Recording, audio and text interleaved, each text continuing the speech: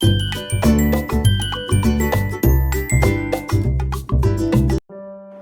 అండి, this is Lavanya.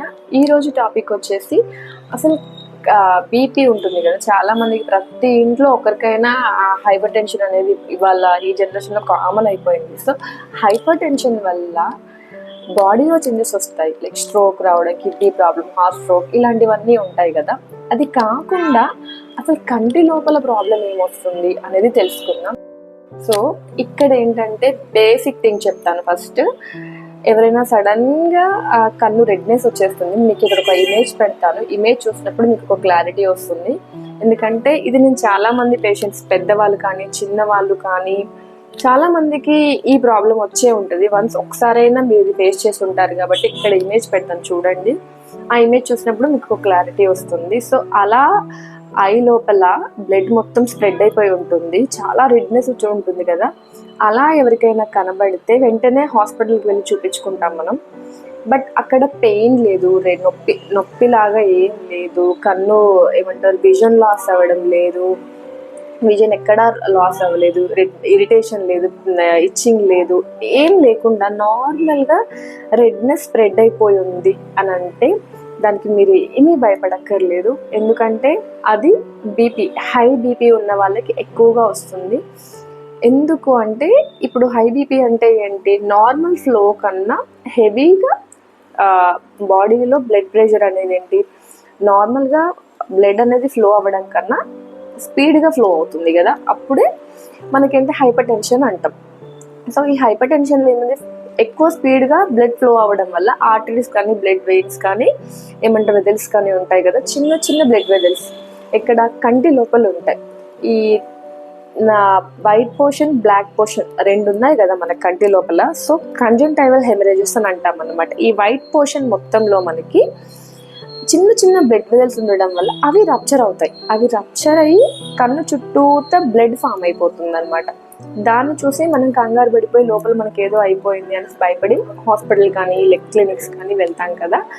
So దానికి కంగారు పడడం వల్ల హెవీ లీకేజెస్ అయ్యి ఇంకా ఎక్కువ అవుతుంది. సో కంగారు పడకుండా ఏం కాదు, మీకు పెయిన్ లేకుండా అండ్ మీకు విజన్ బాగుంది, ఎలాంటి సిమ్టమ్స్ లేకుండా నార్మల్ బ్లడ్ ఫ్లో ఉంటే మాత్రం కంగారు పడకండి. అది మెల్లిమెల్లిగా డిజాల్వ్ అవుతుంది. ఎలా అంటే కొంతమందికి హెవీ బ్లడ్ ఫ్లో ఉంది, లోపల ఎక్కువ స్ప్రెడ్ అయిపోయి ఉన్న వాళ్ళు కొంచెం లేట్గా ఒక 1 month 2 months పట్టవచ్చు, కొంతమందికి 10 daysలోనే బ్లడ్ తగ్గొచ్చు. సో మెల్లిగా రికవరీ అవుతుంది. సో మీరు ఎప్పుడైనా అలా బ్లడ్ ఫ్లో కనిపించింది అని అంటే కంగారు పడకుండా కూల్గా ఫస్ట్ వెళ్ళి చూపించుకోండి. మీకు ఏమైనా డౌట్స్ ఉంటే క్లియర్ అయిపోతాయి. అన్లెస్ మీరు కంగారు పడితే ఇంకా పెరుగుతుంది. అది కేవలం కొంతమందిలో హైపర్ టెన్షన్ వల్ల వస్తుంది. ఇది మీకు ఇక్కడ ఇమేజ్ పెడతాను, అసలు ఎందుకు వచ్చింది, ఎలా ఉంటుంది అనేది. సో అలా కనబడితే కంగారు పడకండి. And second one, only eyeball పైన మాత్రమే ప్రాబ్లం అవుతుందా, ఇంటర్నల్ ప్రాబ్లమ్స్ ఏం రావా కంటి లోపల అంటే, కంటి లోపల మనకు తెలియని చాలా పార్ట్స్ ఉంటాయి.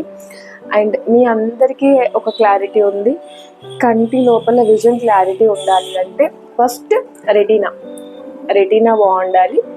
ఆ తర్వాత ఏంటి, మనకు ఈ కంటి లోపల నుండి బ్రెయిన్కి వెళ్ళే ఒక నర్వ్ సిస్టమ్ ఉంటుంది కదా, అది బాగుంటే మనకు విజన్ చాలా బాగుంటుంది అని అందరికీ ఒక ఐడియా ఉంటుంది.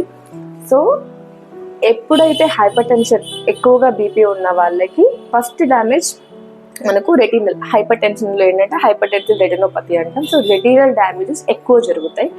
అక్కడ ఉన్న లేయర్ ఉంటుంది కదా బ్లడ్, అక్కడ ఉన్న ఒక బ్లడ్ లేయర్స్ ఉంటాయి కదా. సో అక్కడ ఈ బ్లడ్ వెజల్స్ అనేవి చాలా చిన్నగా ఉండడం వల్ల చిన్నగా అక్కడ రప్చర్ అయ్యి లీకేజెస్ స్టార్ట్ అవుతుంది అనమాట.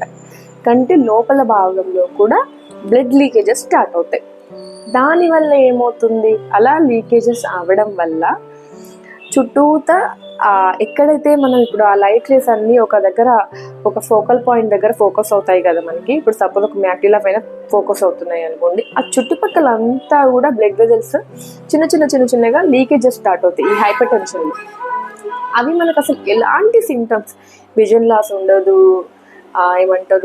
ఎలాంటి పెయిన్ రాదు, ఏమీ లేకుండానే ఈ సిమ్టమ్స్ ఏమీ లేకుండానే లోపల డ్యామేజ్ జరుగుతూ ఉంటుంది. సో చాలా కేర్ఫుల్గా ఉండాలి.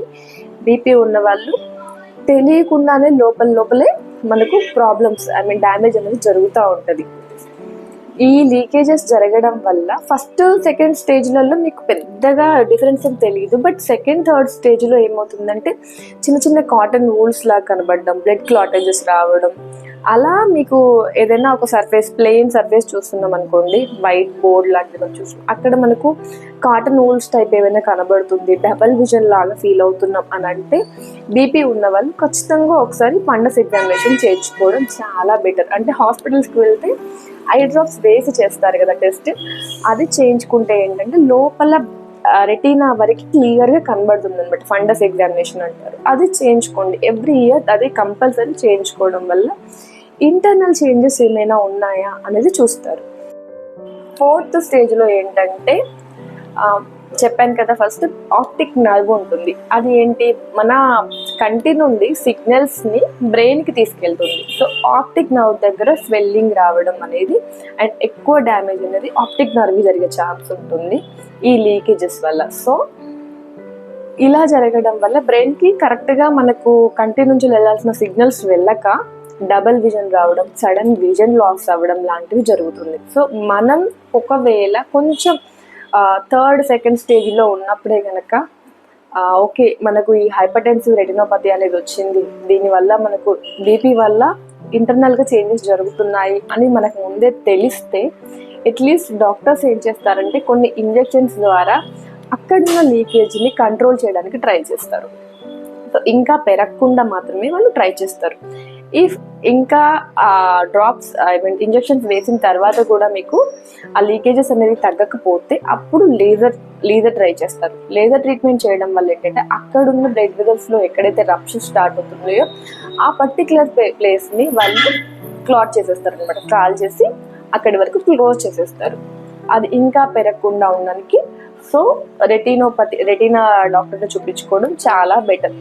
ఇలా మీకు ముందే ఒక ఐడియా అనేది ఉంటే లోపల చేంజెస్ జరుగుతున్నాయి అనేది ఎవ్రీ ఇయర్ చూపించుకోవడం వల్ల ఐడియా వస్తుంది. సో అది ఉంటే ఏంటంటే ప్రికాషన్స్ ఏంటంటే ఇంకా పెరగకుండా చూసుకునే ఛాన్స్ ఎక్కువగా ఉంటుంది.